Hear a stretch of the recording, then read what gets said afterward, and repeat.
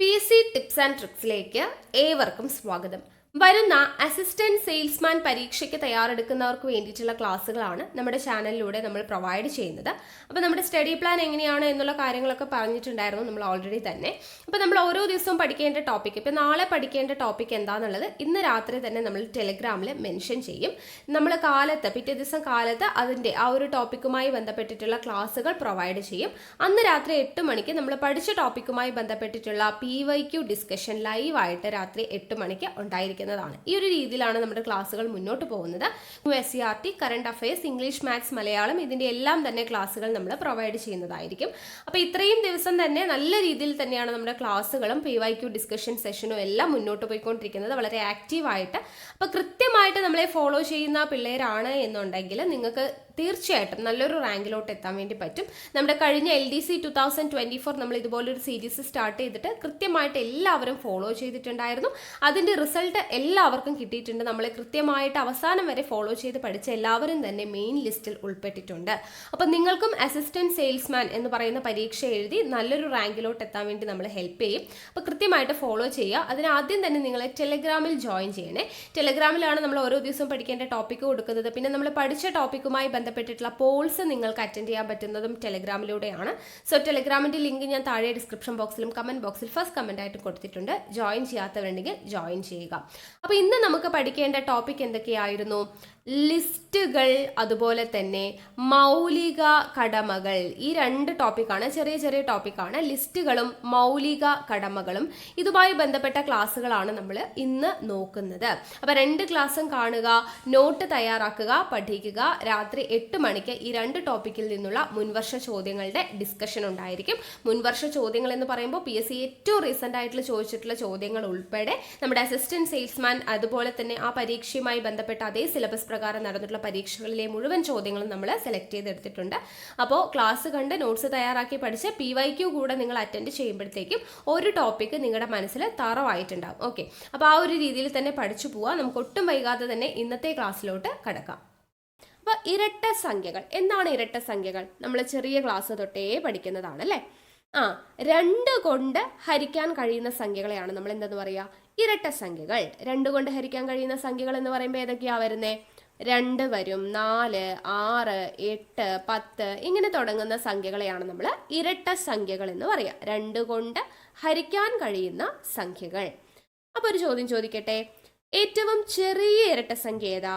ഏറ്റവും ചെറിയ ഇരട്ട സംഖ്യ എഴുതാന്ന് പറയുമ്പോൾ നമ്മൾ ആദ്യം എഴുതുന്ന സംഖ്യ ഏതാ? 2.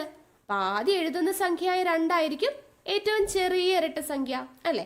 അങ്ങനെയാണെങ്കിൽ ഏറ്റവും വലിയ ഇരട്ട സംഖ്യ ഏതാ? ഏറ്റവും വലിയ ഇരട്ട സംഖ്യ എന്ന് പറയുന്നത് നമുക്ക് പറയാൻ പറ്റുമോ? 2, 4, 6, 8, 10, 12, 14, 16, 18, 20, 22 എന്നും പറഞ്ഞ് ഇങ്ങനെ പോയിക്കൊണ്ടേയിരിക്കും അല്ലേ? അതിനൊരു അവസാനം ഉണ്ടോ?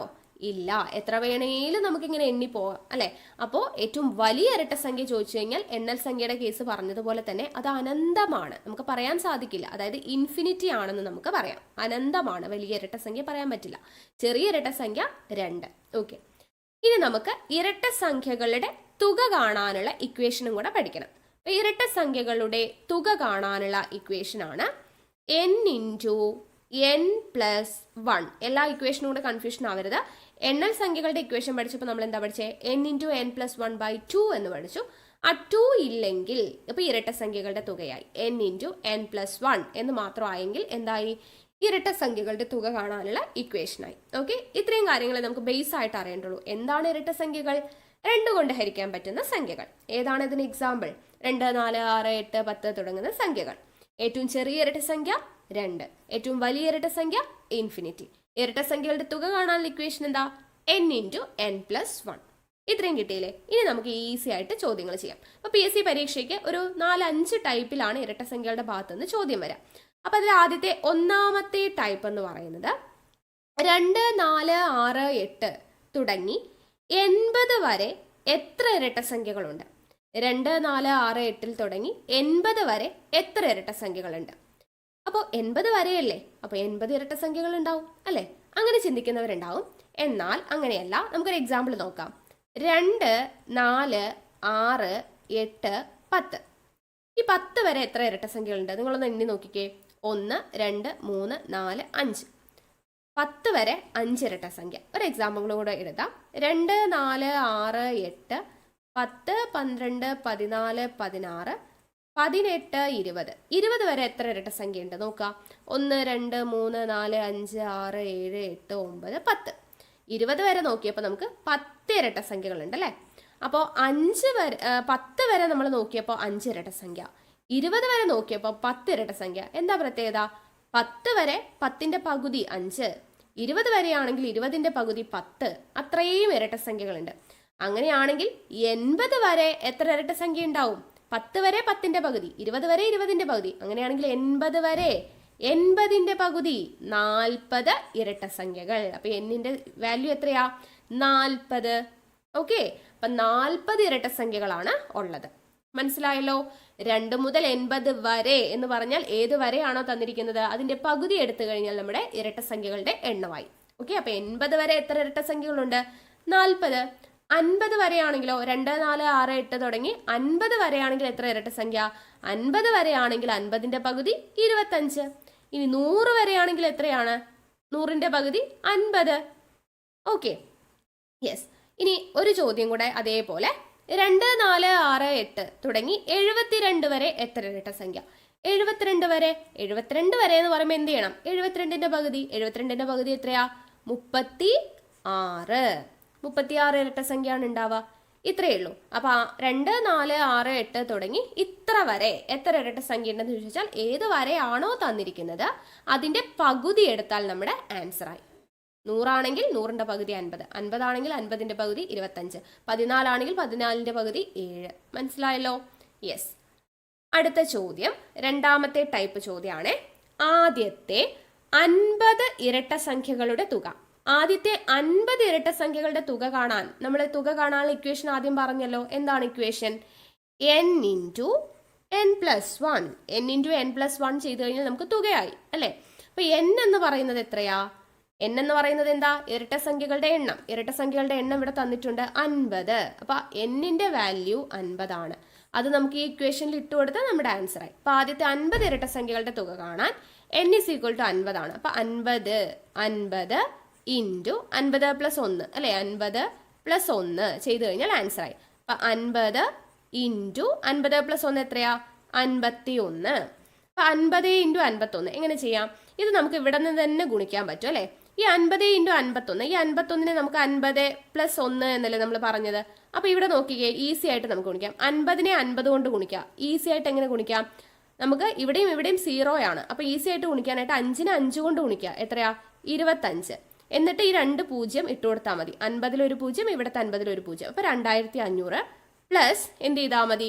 50നെ 1 കൊണ്ട്, 50നെ 1 കൊണ്ട് ഗുണിക്കുമ്പോൾ 50 തന്നെ കിട്ടും. അപ്പൊ 2500ഉം 50ഉം കൂടെ കൂട്ടി എത്രയാ? 2550 എന്ന് നമുക്ക് ആൻസർ കിട്ടും. 50നെ 51 കൊണ്ട് ഗുണിച്ചു കഴിഞ്ഞാൽ നമുക്ക് എന്ത് കിട്ടും? 2550 എന്ന് ആൻസർ കിട്ടും. ഓക്കെ, ഇത്രയേ ഉള്ളൂ ആദ്യത്തെ 50 ഇരട്ട സംഖ്യകളുടെ തുക. ഓക്കെ, ഒരു ചോദ്യം കൂടെ നമുക്ക് അതുപോലെ ചെയ്യാം. ആദ്യത്തെ 30 ഇരട്ട സംഖ്യകളുടെ തുക. ആദ്യത്തെ 30 ഇരട്ട സംഖ്യകൾ. 30 എന്ന് പറയുമ്പോൾ n എത്രയായി? 30. അപ്പൊ തുക കാണാനുള്ള ഇക്വേഷൻ n × n+1. അപ്പൊ 30 + 1 എത്രയാ? 31. 30 × 31 എന്ന് പറയുന്നത് എത്രയാണ്?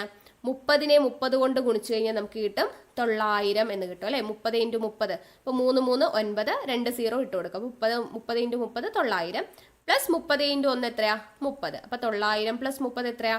930 എന്ന് നമുക്ക് ആൻസർ കിട്ടും. ഓക്കെ, ഈസി ആയിട്ട് നമുക്ക് ഇവിടെ നിന്ന് തന്നെ ഗുണിക്കാൻ വേണ്ടി പറ്റും. ഓക്കെ അല്ലേ. അപ്പൊ ആദ്യത്തെ 30 ഇരട്ട സംഖ്യകളുടെ തുക എത്രയാ? 930. n × n+1 എന്ന് പറയുന്ന ഇക്വേഷൻ പഠിച്ചാൽ മതി. ഓക്കെ, അപ്പൊ രണ്ടാമത്തെ ടൈപ്പ് കിട്ടിയല്ലോ. ഇനി മൂന്നാമത്തെ ടൈപ്പ് പറയുന്നത് 2 + 4 + 6 പ്ലസ് ഇവിടെ എക്സിട്ര പ്ലസ് 80. അതായത് 2 മുതൽ 80 വരെയുള്ള ഇരട്ട സംഖ്യകൾ കൂട്ടിയാൽ എത്ര കിട്ടും? ഇരട്ട സംഖ്യകളുടെ തുകയാണ്. 2 മുതൽ 80 വരെയുള്ള ഇരട്ട സംഖ്യകളുടെ തുകയാണ് ചോദിച്ചിരിക്കുന്നത് അല്ലെ. നമുക്ക് തുക കാണാനുള്ള ഇക്വേഷൻ ആകെ അറിയുന്നത് n × n+1 എന്ന് പറയുന്ന ഒരു ഇക്വേഷൻ ആണ്. ഇവിടെ n അറിഞ്ഞാലാണ് നമുക്ക് ഈ ഒരു ഇക്വേഷൻ ഇവിടെ അപ്ലൈ ചെയ്യാൻ പറ്റുള്ളൂ അല്ലെ. n × n+1. n എന്ന് പറഞ്ഞാൽ എന്താ? ഇരട്ട സംഖ്യകളുടെ എണ്ണം.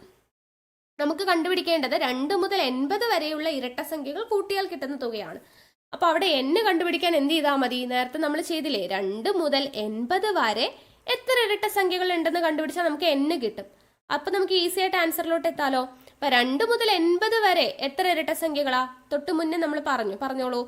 2 മുതൽ 80 വരെ എന്ന് പറയുമ്പോൾ 80ന്റെ പകുതി എടുത്താൽ മതി. അപ്പം 80ന്റെ പകുതി എത്രയാ? 40. അപ്പൊ എന്നിന്റെ വില നമുക്ക് എത്ര കിട്ടി? 40 ആണ്. എന്നിന് 80 എന്ന് കൊടുക്കരുത്. 2 മുതൽ 80 വരെയാണ് എന്ന് പറഞ്ഞ് 80 എന്ന് കൊടുക്കരുത്. അങ്ങനെയാണെങ്കിൽ തെറ്റിപ്പോകും. 2 മുതൽ 80 വരെ എത്ര ഇരട്ട സംഖ്യകളെ ഉണ്ടാവുള്ളൂ?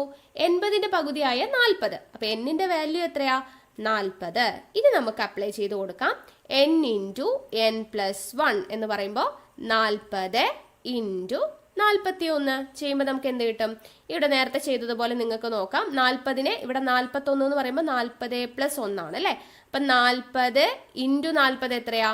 40 ഇൻറ്റു 40 ചെയ്യാനായിട്ട് 4 4 16. ഈ 0 എടുത്തെഴുതുക. 2 0. അപ്പം 1600 പ്ലസ് 40 ഇൻറ്റു ബാക്കി 1 ഉണ്ട്. അപ്പം 40 ഇൻറ്റു 1 എന്ന് പറയുമ്പോൾ 40. അപ്പം 1600ഉം 40ഉം കൂടെ കൂട്ടിയാൽ 1640 എന്ന് നമുക്ക് ആൻസർ കിട്ടി.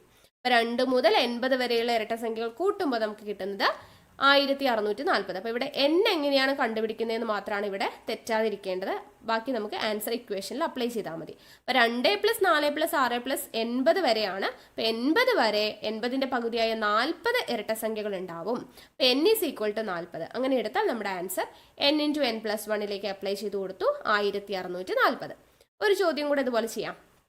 നോക്കിക്കേ, 2 + 4 + 6 + 100 വരെയുള്ള സംഖ്യകൾ ചെയ്യുമ്പോൾ നമുക്ക് കിട്ടുന്ന തുകയാണ് ചോദിച്ചിരിക്കുന്നത്. അപ്പോൾ തുക കണ്ടുപിടിക്കാൻ എന്ത് ചെയ്യണം?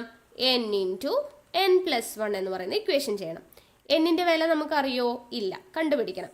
2 4 6 + 100. ഇപ്പം 2 തുടങ്ങി 100 വരെ എത്ര ഇരട്ട സംഖ്യകൾ ഉണ്ടായിരിക്കും? 100 വരെയാണ്. 100 വരെ എന്ന് പറയുമ്പോൾ 100ന്റെ പകുതി അല്ലേ. അപ്പൊ n എന്ന് പറയുന്നത് 100ന്റെ പകുതി 50 ആയിരിക്കും. അങ്ങനെയാവുമ്പോൾ n × n + 1 ചെയ്യണമെങ്കിൽ എന്ത് ചെയ്താൽ മതി? എന്നിന്റെ സ്ഥാനത്ത് 50 ഇട്ട് കൊടുക്കുക. അപ്പൊ 50 × 51 നമ്മൾ നേരത്തെ ചെയ്തു. 50 × 51 ചെയ്താൽ 2550 എന്ന് നമുക്ക് ആൻസർ കിട്ടും. ഓക്കെ അല്ലേ? ഇത്രയേ ഉള്ളൂ. ഈ n കണ്ടുപിടിക്കുന്നത് കൃത്യമായിട്ട് കണ്ടുപിടിക്കണം എന്ന് മാത്രം. 2ൽ തുടങ്ങി 100 വരെയാണ്. അപ്പം 100 വരെ എന്ന് പറയുമ്പോൾ എത്ര ഇരട്ട സംഖ്യകൾ? അതിന്റെ പകുതി ഇരട്ട സംഖ്യകളാണ് വരിക. ഓക്കെ. അടുത്ത 4ാമത്തെ ടൈപ്പ് 50 വരെയുള്ള ഇരട്ട സംഖ്യകളുടെ തുക. 50 വരെയുള്ള ഇരട്ട സംഖ്യകൾ എന്നാണ് പറഞ്ഞിരിക്കുന്നത്. അപ്പൊ ഇവിടെ എന്താ പ്രത്യേകത? 50 വരെയുള്ള ഇരട്ട സംഖ്യകളാണ്. അപ്പൊ n × n + 1 എന്നും പറഞ്ഞിട്ട് n-ന് 50 കൊടുക്കാൻ പറ്റുമോ? ഇല്ല. 50 വരെ എന്ന് പറഞ്ഞാൽ എന്താ അർത്ഥം?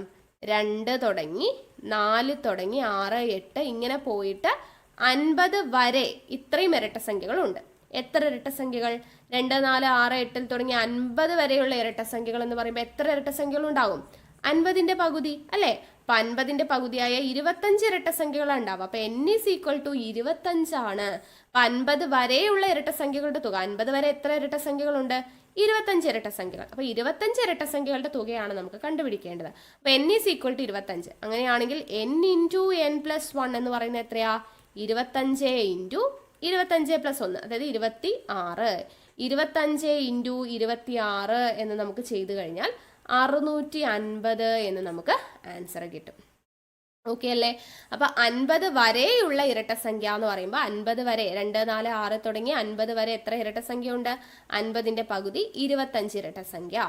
സംഖ്യകളുടെ തുക കാണാൻ n × n + 1 ഇട്ട് കൊടുക്കുമ്പോൾ നമുക്ക് 650 എന്ന് ആൻസർ കിട്ടി. ഓക്കെ അല്ലേ? ഇതേപോലെ ഒരു ചോദ്യം കൂടെ ചെയ്യാം. 100 വരെയുള്ള ഇരട്ട സംഖ്യകളുടെ തുക.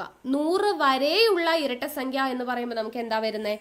100 വരെ എന്ന് പറയുന്ന സമയത്ത് 2 4 6 8 തുടങ്ങി 100 വരെയാണ് പറഞ്ഞിരിക്കുന്നത്. അപ്പൊ 100 വരെ എത്ര ഇരട്ട സംഖ്യകൾ ഉണ്ടാവും? 100ന്റെ പകുതിയായ 50. അങ്ങനെയാണെങ്കിൽ തുക കാണാനുള്ള ഇക്വേഷൻ n × n + 1. അപ്പൊ ഇവിടെ 50 × 50 + 1 എത്രയാ? 51 അല്ലേ. അപ്പൊ 2550 എന്ന് നമുക്ക് ആൻസർ കിട്ടും.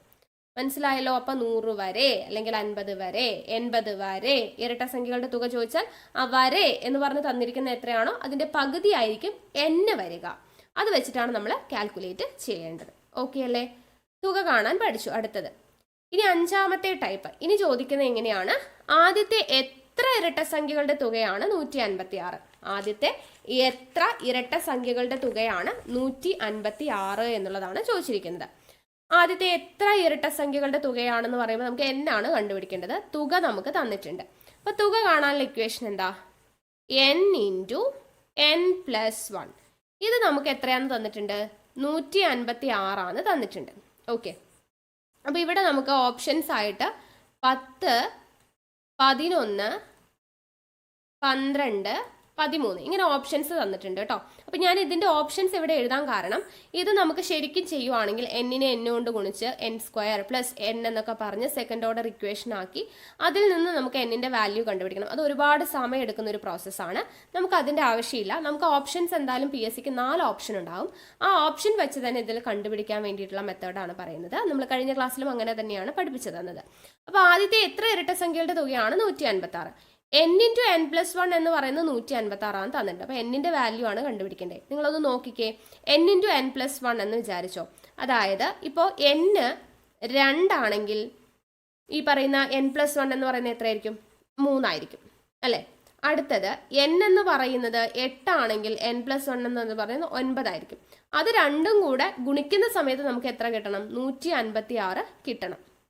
അപ്പോൾ അടുത്തടുത്ത് കിടക്കുന്ന ഏതൊക്കെ രണ്ട് സംഖ്യകൾ തമ്മിൽ ഗുണിച്ചാലാണ് 156 കിട്ടുന്നതെന്ന് നോക്കിയാൽ മതി. ഇവിടെ 10 ഉണ്ട്. 10ന്റെ അടുത്ത് കിടക്കുന്ന നമ്പർ ഏതാ? n ഈസ് ഈക്വൽ ടു 10 നമ്മൾ കൊടുത്താൽ n പ്ലസ് 1 എന്ന് പറയുന്നത് 11. 10ഉം 11ഉം കൂടെ ഗുണിച്ചു കഴിഞ്ഞാൽ നമുക്ക് 110 കിട്ടുക അല്ലേ. അപ്പോൾ അത് വരില്ല അല്ലേ. അപ്പോൾ ഇത് നമുക്ക് വേണ്ട. അടുത്ത 11. 11ന് നമ്മൾ n എന്ന് പറയുന്നത് 11 ഇട്ട് കൊടുത്ത് നോക്കിക്കേ. അപ്പോൾ n പ്ലസ് 1 എന്ന് പറയുന്നത് എത്രയായിരിക്കും? 12. അപ്പോൾ 11 ഇൻറ്റു 12 നമ്മൾ ചെയ്താലും നമുക്ക് 156 കിട്ടില്ല. അടുത്തത് 12. 12 നമ്മൾ ഇട്ട് കൊടുത്ത് നോക്കാം. n ഈസ് ഈക്വൽ ടു 12 ഇട്ട് കൊടുത്ത് നോക്കിയാൽ n പ്ലസ് 1 എന്ന് പറയുന്നത് എത്രയാ? 13 ആയിരിക്കും. 12ന്റെ കൂടെ 1 കൂട്ടുന്നത്. അപ്പോൾ 12 ഇൻറ്റു 13 നമ്മളൊന്ന് ചെയ്ത് നോക്കുകയാണെങ്കിലോ 3 2 6, 1 3 3, 1 2 2, 1 1 1. അപ്പോൾ നമുക്ക് എന്ത് കിട്ടി? 156 എന്ന് കിട്ടി അല്ലേ. അപ്പോൾ അടുത്തടുത്ത് കിടക്കുന്ന രണ്ട് സംഖ്യകൾ തമ്മിൽ ഗുണിക്കുമ്പോൾ 156 കിട്ടുന്നുണ്ട്. അപ്പോൾ ഇവിടെ എന്നിൻ്റെ വാല്യൂ എത്രയാണ്? C ആണ് നമ്മുടെ answer. n is equal to 12 എന്ന് നമുക്ക് കിട്ടി. അപ്പോൾ 12 ഇൻറ്റു 12 പ്ലസ് 1 13 സമം 156 എന്ന് കിട്ടുന്നുണ്ട്. കണ്ടോ? അപ്പോൾ എന്നിൻ്റെ വാല്യൂ എത്ര കിട്ടി? 12 എന്ന് കിട്ടി. അപ്പോൾ നമുക്ക് ഓപ്ഷൻ വെച്ച് കണ്ടുപിടിക്കാൻ പറ്റുന്ന തരത്തിലുള്ള ചോദ്യമാണ് ഇത്.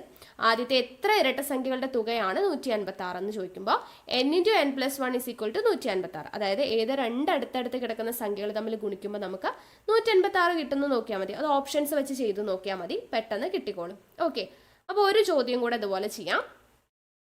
ആദ്യത്തെ എത്ര ഇരട്ട സംഖ്യകളുടെ തുകയാണ് 56? നേരത്തെ നമ്മൾ 156 ചെയ്തത്. ഇപ്പോൾ 56 ആണ് ചോദിച്ചിരിക്കുന്നത്.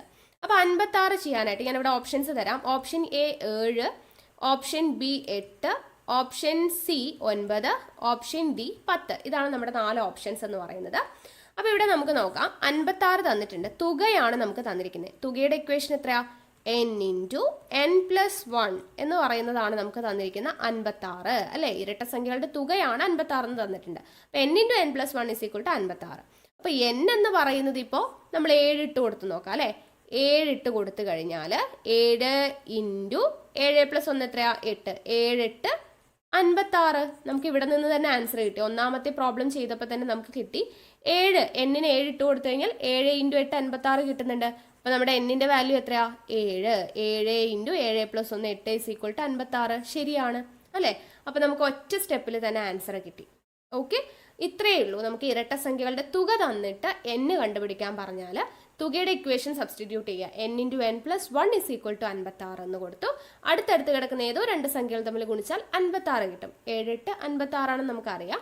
അപ്പോൾ അത് നമ്മൾ ഓപ്ഷനിൽ ഇട്ട് കൊടുത്ത് നോക്കി കറക്റ്റായിട്ട് വന്നിട്ടുണ്ട്. ഓക്കെ, അപ്പോൾ 5ാമത്തെ ടൈപ്പും കിട്ടിയെന്ന് വിശ്വസിക്കുന്നു. ഇനി 6ാമത്തെ ടൈപ്പ് ക്വസ്റ്റ്യൻ ആണ്. തുടർച്ചയായ രണ്ട് ഇരട്ട സംഖ്യകളുടെ വർഗങ്ങളുടെ വ്യത്യാസം 132 ആയാൽ വലിയ സംഖ്യ എത്രയാണ്? തുടർച്ചയായ രണ്ട് ഇരട്ട സംഖ്യകളുടെ, അതായത് ഇപ്പൊ ആദ്യത്തെ ഇരട്ട സംഖ്യ n ആണെന്ന് വിചാരിച്ചോ. ആദ്യത്തെ ഇരട്ട സംഖ്യ നിങ്ങൾ നോക്കിക്കോ. ആദ്യത്തെ ഇരട്ട സംഖ്യ 2 ആണെങ്കിൽ അടുത്ത ഇരട്ട സംഖ്യ എത്രയാ? 4. 4 എന്ന് പറയുന്നത് എന്താ? 2നോട് 2 കൂട്ടുന്നത് അല്ലേ. ഇനി അടുത്ത ഇരട്ട സംഖ്യ ഏതാ? ഇതാണിപ്പോൾ n എന്ന് പറയുന്നത് 4 വിചാരിച്ചോ. അങ്ങനെയാണെങ്കിൽ 6 എത്രയാണ്? 4ന്റെ കൂടെ 2 കൂട്ടുന്നത് അല്ലേ. അപ്പോൾ ഒരു ഇരട്ട സംഖ്യ നമുക്ക് തന്നിട്ടുണ്ട്. അടുത്ത ഇരട്ട സംഖ്യ എത്രയായിരിക്കും? അതിനോട് 2 കൂട്ടിയാൽ മതി. അപ്പോൾ ആദ്യത്തെ ഇരട്ടസംഖ്യ n ആണെങ്കിൽ രണ്ടാമത്തെ ഇരട്ടസംഖ്യ എത്രയായിരിക്കും? n-നോട് 2 കൂട്ടുന്നതായിരിക്കും. അപ്പോൾ നമ്മളോട് പറഞ്ഞിരിക്കുന്നത് തുടർച്ചയായ രണ്ട് ഇരട്ടസംഖ്യകളുടെ വർഗങ്ങളുടെ വ്യത്യാസം എന്നാണ് പറഞ്ഞിരിക്കുന്നത്. വർഗങ്ങളുടെ വ്യത്യാസം എന്ന് പറയുമ്പോൾ എന്താണ്? ഇത് വലിയ സംഖ്യ ആയിരിക്കും, ഇത് ചെറിയ സംഖ്യ ആയിരിക്കും. ഇതിൻ്റെ വർഗങ്ങളുടെ വ്യത്യാസം, അതായത് n+2 അതിൻ്റെ സ്ക്വയർ വർഗം, അതിൽ നിന്നും വ്യത്യാസം എന്ന് പറയുമ്പോൾ n-ന്റെ സ്ക്വയർ കുറയ്ക്കുക. ഇതാണല്ലോ പറയുന്നത്. വലിയ സംഖ്യയുടെ സ്ക്വയർ മൈനസ് ചെറിയ സംഖ്യയുടെ സ്ക്വയർ, അതാണ് വർഗങ്ങളുടെ വ്യത്യാസം. ഇത് എത്രയാണെന്ന് നമുക്ക് തന്നിട്ടുണ്ട്? 132 ആണെന്ന് തന്നിട്ടുണ്ട്. n+2 the whole square minus n square സമം 132 എന്ന് നമുക്ക് തന്നിട്ടുണ്ട്. ഇനി ഇതിൽ നിന്ന് നമുക്ക് എന്ത് ചെയ്താൽ മതി? n-ന്റെ വാല്യൂ കണ്ടുപിടിച്ചാൽ മതി. അപ്പോൾ നമുക്ക് എങ്ങനെയാണ് കണ്ടുപിടിക്കാൻ പറ്റുക എന്നുള്ളത് നോക്കാം. നമ്മൾ കഴിഞ്ഞ ക്ലാസ്സിൽ പഠിച്ചു. ഇവിടെ എന്താണ് കിടക്കുന്ന format? a+b the whole square എന്ന് പറയുന്ന ഫോർമാറ്റ് ആണ്. a+b ദ ഹോൾ സ്ക്വയർ എന്ന് പറയുന്നത് എന്താണ്? a² + 2ab + b സ്ക്വയർ എന്നതാണ് a+b ദ ഹോൾ സ്ക്വയർ. ഇത് അറിയാത്തവരുണ്ടെങ്കിൽ പഠിച്ചു വെക്കുക. നമുക്ക് എപ്പോഴും ആവശ്യമായിട്ടുള്ളൊരു ഇക്വേഷൻ ആണ്. a+b the whole square = a² + 2ab + b square. അപ്പോൾ ഈ ഒരു ഇക്വേഷൻ ഇവിടെ നമുക്ക് അപ്ലൈ ചെയ്ത് കൊടുക്കാം. ഇവിടെ n+2 സ്ക്വയർ ആണ് അല്ലേ? അപ്പോൾ ഇത് നമുക്ക് മാറ്റി എഴുതുമ്പോൾ n+2 സ്ക്വയർ എന്ന് പറയുമ്പോൾ a² + 2ab + b സ്ക്വയറിന്റെ ഫോർമാറ്റിലോട്ട് എഴുതാം. a² അതിന്റെ പകരം ഇവിടെ എന്താ? n² + 2ab എന്ന് പറഞ്ഞാൽ എന്താണ്? 2 × ഇത് രണ്ടും കൂടെ ഗുണിക്കുക, അതായത് n × 2 × n × 2 എന്ന് പറഞ്ഞാൽ എന്താണ്? 2 × n × 2, അതാണ് 2ab. അപ്പോൾ ഇവിടെ 2 × 2 എത്ര കിട്ടും? 4. അപ്പോൾ 4 പിന്നെ ഇവിടെ ഒരു n ഉണ്ട് അല്ലേ? അപ്പോൾ 4n എന്ന് കിട്ടി plus b square. b square എന്ന് പറഞ്ഞാൽ ഇവിടെ എന്താ? b എന്ന് പറയുന്നത് 2 ആണ്. അപ്പോൾ 2 സ്ക്വയർ എന്ന് നമുക്ക് കിട്ടി. ബാക്കി ഇവിടെ മൈനസ് എന്തുണ്ട്? n സ്ക്വയർ എന്ന് പറയുന്നത് അങ്ങനെ തന്നെയുണ്ട്. = 132 എന്നാണ് തന്നിട്ടുള്ളത്. ഇനി ഇവിടെ നമുക്ക് നോക്കാം. ഇവിടെ പ്ലസ് ആണ്, ഇവിടെ ചിഹ്നം ഒന്നും ഇട്ടിട്ടില്ലെങ്കിൽ ഇത് +n² ആണ്. അപ്പോൾ +n² -n² നമുക്ക് എന്ത് ചെയ്യാം? വെട്ടിക്കളയാം. ഇനി ബാക്കി എന്താ ഉള്ളത്? 4n + 2² എന്ന് പറഞ്ഞാൽ 4 = 132 എന്ന് ബാക്കിയുണ്ട്. അപ്പോൾ 4n + 4 = 132. നമുക്ക് n ആണ് കണ്ടുപിടിക്കേണ്ടത്. അപ്പോൾ ആ n-ന്റെ ടേം 4n ഇവിടെ നിർത്തുക. ഇവിടെ ഈക്വൽ സൈൻ ഉണ്ട്. 132 ഇവിടെ തന്നെയുണ്ട്. ഇവിടുത്തെ +4 സമത്തിന്റെ അപ്പുറത്തോട്ട് പോകുമ്പോൾ എന്താവും? ചിഹ്നം മാറും അല്ലേ? -4 ആയിട്ട് മാറും. അപ്പോൾ 132 - 4 എത്രയാ? 128. അപ്പോൾ 4n എന്ന് പറയുന്നത് 128 ആണെന്ന് കിട്ടി. അങ്ങനെയാണെങ്കിൽ n-ന്റെ വാല്യൂ എത്രയായിരിക്കും? 4n എന്ന് പറഞ്ഞാൽ 128. n മാത്രം അവിടെ നിർത്തി, 128 ഇവിടെ ഉണ്ട്. ഇവിടെ 4n എന്ന് പറഞ്ഞാൽ 4 × n ആണ്. അപ്പോൾ ഇൻറ്റു എന്ന് പറയുന്ന സമത്തിന്റെ ഇപ്പുറത്തോട്ട് പോകുമ്പോൾ എന്താവും? ഡിവൈഡഡ് ബൈ ആവും. അപ്പോൾ 128നെ 4 കൊണ്ട് ഹരിക്കുക. നമുക്ക് എത്ര കിട്ടും ആൻസർ എന്ന് പറയുന്നത്? 4 ൽ 4 ഒരു പ്രാവശ്യം, 12 ൽ 3 പ്രാവശ്യം, 8 ൽ 4 എത്ര പ്രാവശ്യം? 2 പ്രാവശ്യം. അപ്പോൾ 32 എന്ന് കിട്ടും. n = 32. വെട്ടിച്ചുരുക്കുന്നതിൻ്റെ വീഡിയോ ചെയ്യാമോ എന്ന് ഒരുപാട് പേര് പറഞ്ഞിട്ടുണ്ട്. ഞാൻ ഉടനെ തന്നെ ചെയ്യാം കേട്ടോ. അപ്പോൾ n = 32 എന്ന് നമുക്ക് കിട്ടി. ഓക്കെ, അപ്പോൾ 32 ആണ് n. നമ്മളോട് ചോദിച്ചിരിക്കുന്നത് എന്താ? വലിയ സംഖ്യയാണ് ചോദിച്ചിരിക്കുന്നത്. വലിയ സംഖ്യ എന്ന് പറയുമ്പോൾ 32 ആണ് n. അപ്പോൾ അടുത്ത സംഖ്യ എത്രയായിരിക്കും? 32ന്റെ കൂടെ 2 കൂട്ടുന്നതായിരിക്കും. തുടർച്ചയായ ഇരട്ട സംഖ്യകളാണ് അല്ലേ? അപ്പോൾ ഇത് n ആണെങ്കിൽ അടുത്തത് n+2 ആണ്. അപ്പോൾ ഇത് 32 ആണെങ്കിൽ അടുത്ത സംഖ്യ 34. അപ്പോൾ ഇതിലെ വലിയ സംഖ്യ ഏതാ? 34 ആയിരിക്കും നമ്മുടെ ആൻസർ ആയിട്ട് വരുന്നുണ്ടാവും. ഓക്കെ ആണല്ലോ?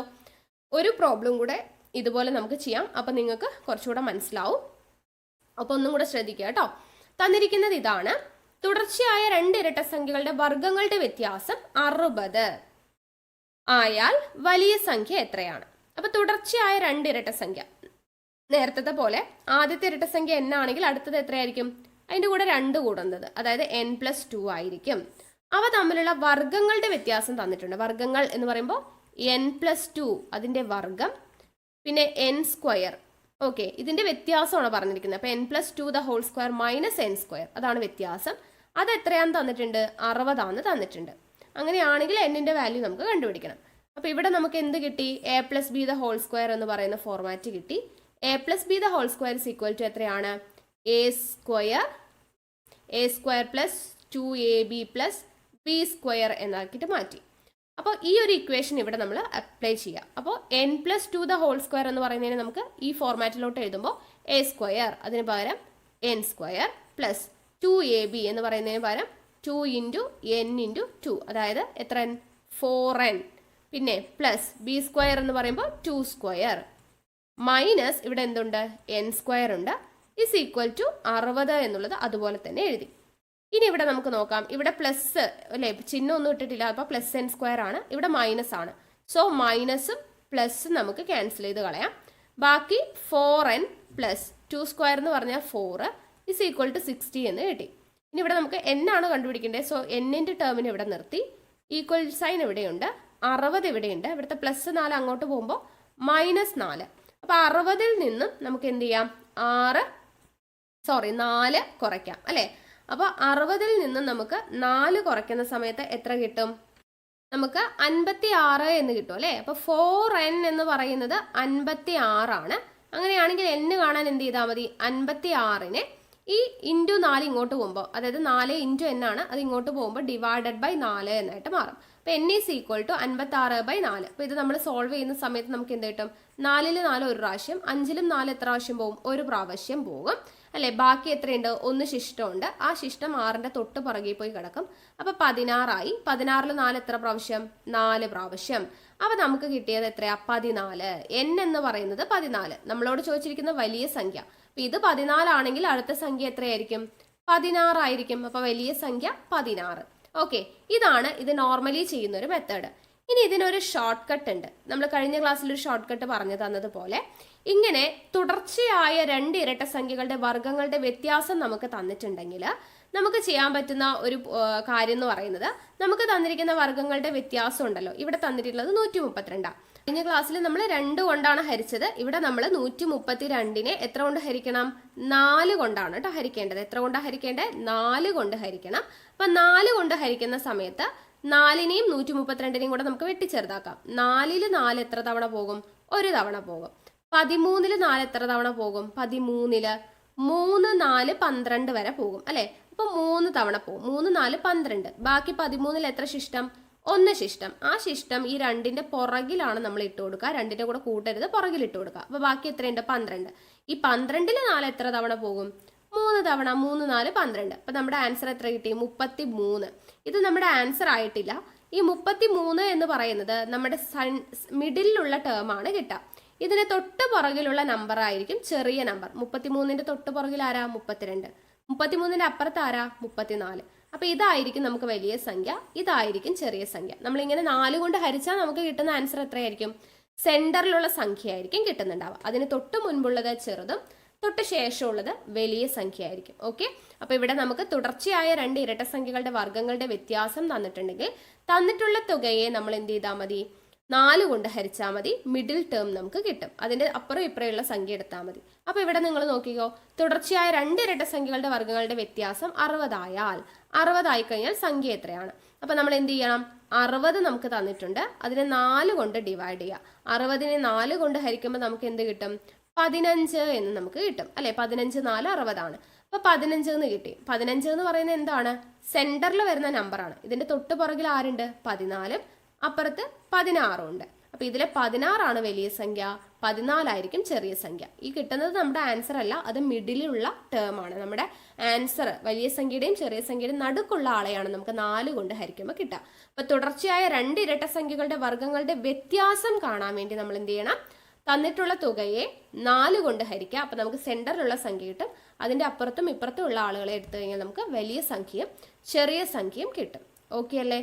അപ്പോൾ ഇത്രയേ ഉള്ളൂ നമ്മുടെ ഇരട്ട സംഖ്യകൾ എന്ന് പറയുന്ന ഭാഗത്ത് PSC ചോദിക്കുന്ന ഒരു 6 ടൈപ്പിലുള്ള ചോദ്യങ്ങൾ.